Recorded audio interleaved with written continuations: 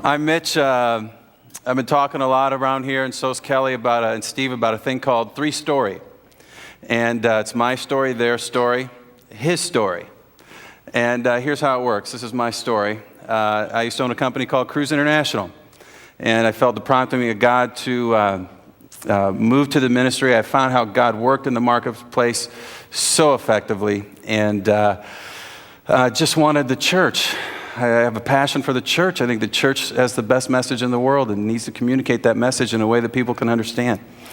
And felt called to do that, and my path crossed with Kelly Bird at a Willow Creek seminar at a conference, and my life's never been the same.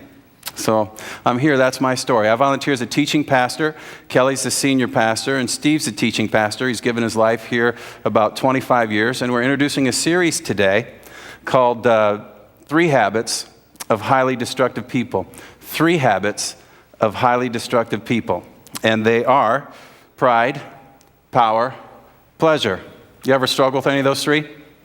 Pride, power, and pleasure. And our text is 1 John 2:15, 17. 1 John 2:15 through 17. We just sang a song about this is how we overcome. And we're going to talk over the next 3 sessions together of the 3 locks that we have to overcome. And we're going to start today with power. We're going to start today with power. And there's probably no person that we know of who's had any greater lust for power than King Herod the Great 2,000 years ago. He was king of Judea about the time, or exact time, that God comes to earth. And he was known for his great building programs. He built his first of a series of palace fortresses 3 miles southeast of Bethlehem. Now remember that's important. 3 miles southeast of Bethlehem. They were designed to give him safe asylum in case he were forced to flee the country to his homeland of Idumea. He was an Edomite, which means he's a descendant of Esau, King Herod the Great, 2,000 years ago. His largest fortress was the Herodian.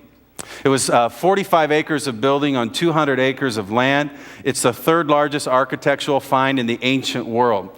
It featured 4 towers. One of them, the tallest, was 120 feet into the air. It's just huge. And 55 feet in diameter.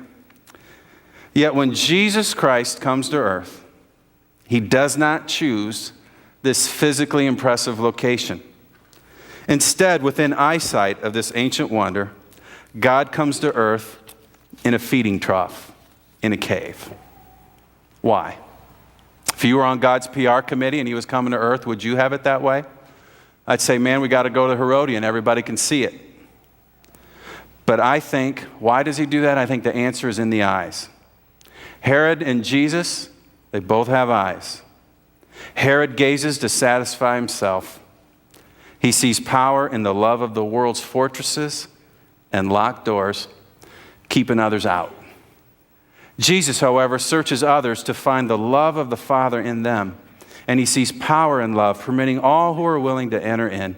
Jesus said the eyes comprise the lens of the human heart. The eyes have power. They are inextricably linked to our heart. And I just want to ask you today, where are your eyes focused? Where are your eyes focused? In this contrast of portraits, as well as in today's text, we see 2 kinds of power. One of the world and one of the Father.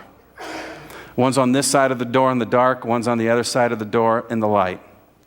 One's temporary, the other side's eternal. One dies, one lives.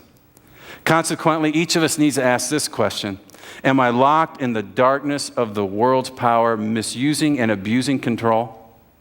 Or am I living in the light of the power of the Father?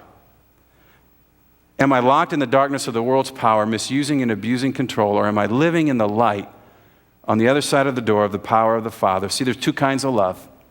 It's the love of the world, it's the love of the Father. Love of the world is temporary and it leads to death. Love of the Father is eternal and it leads to life. This side's darkness, that side's light.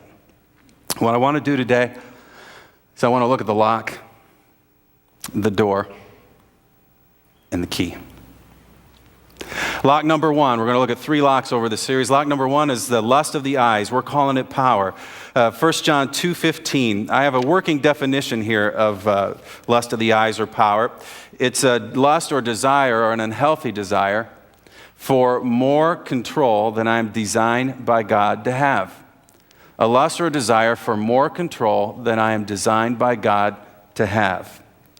And if you look at 1 John 2:15, that's going to come on the screen. It says, now while that's not 1 John 2:15. Do not love the world or the things of the world. If anyone loves the world, the love of the Father is not in him. Love is agape. It's a self-sacrificial love. That's the word that's used there. Love, self-sacrificial love. I'll give it all for that. World is used, it usually has two definitions. It can be one or the other. One is the universe and everything in it, or that which is opposed to God. And here, because of the context, we know that it's that which is opposed to God. I self-sacrificially will give for the world that which is opposed to God. And I'm locked in the love of the world and the darkness out from the light. And it's progressive. I just want more. One more deal, one more illicit relationship, one more click on the internet, one more achievement, one more plaque to hang on the wall, one more title, one more accolade, one more company, and it's never satisfied. Proverbs 27:20 says the eyes are never satisfied.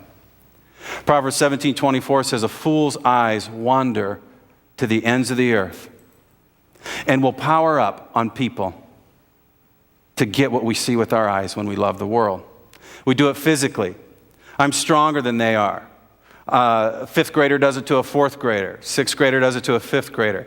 It happens in school out of jealousy sometimes. Sometimes men do it to women. It happens mentally. I'm smarter than you are. So we get in a conversation, and I'll bring it around intellectually, and I'm going to win. I'm going to take you to an area that you don't know, and I'm going to win. So I power up mentally. I power up socially. I'm more popular than you are. More people know me. More people recognize me. More people like me. And I want to show you that. We power up financially.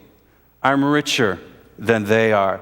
I saw this, when I would auction collector cars and real estate and museums all over the world, that there was this kind of a thing on this financial deal when it came to own specific collector cars, like a Duesenberg. A Duesenberg can sell for anywhere from $1 million, maybe a couple or $3 million, and there's some special ones out there that haven't been sold in my lifetime. So a guy that owns 11 is kind of checking around. Does anybody own 12? And this kind of worked its way up, and one guy owned 20, and another guy owned 22, and finally one guy's going to declare that he's the winner, and he owns 34 Duesenbergs. And this guy's invested in my life. He's got over $34 million in these cars and a whole bunch of others. And he just wants everybody to know I'm the winner. I am the Joneses, And I never saw this at work probably any more than this, is when we auctioned the first Plymouth Prowler offered to the public. I had a deal with Chrysler, and there were these first 10 that had a different kind of serial number. And whoever was going to get this was going to have that collectability value, but he was also going to own it 120 days before anyone could own a Plymouth Prowler for $39,000. So I auctioned this. The winner's going to be able to say, I own this car. Nobody else has one for 120 days. Brought $147,000 because of the eyes. Because of the eyes. We power up spiritually. I'm more religious than they are. Have you seen my Bible? It's falling apart. Look at the highlights, or we might quote King James verses, That's okay, Keith.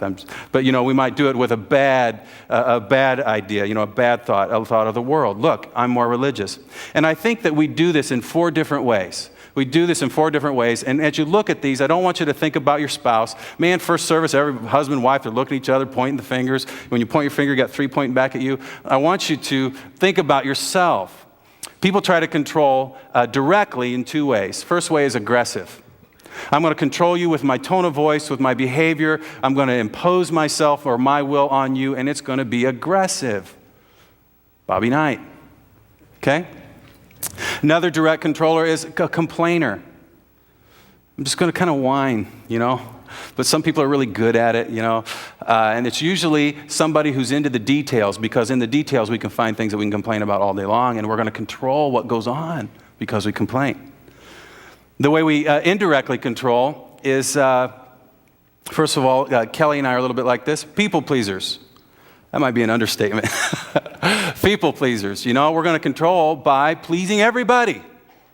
Ain't no way I can't please you, just bring it on, okay? And then passive resistors, people who are going to not be controlled and therefore control other people around them. They're just going to stick their feet in the ground. They got a hidden will of iron, and they're not going to be controlled. But in that way, they control you.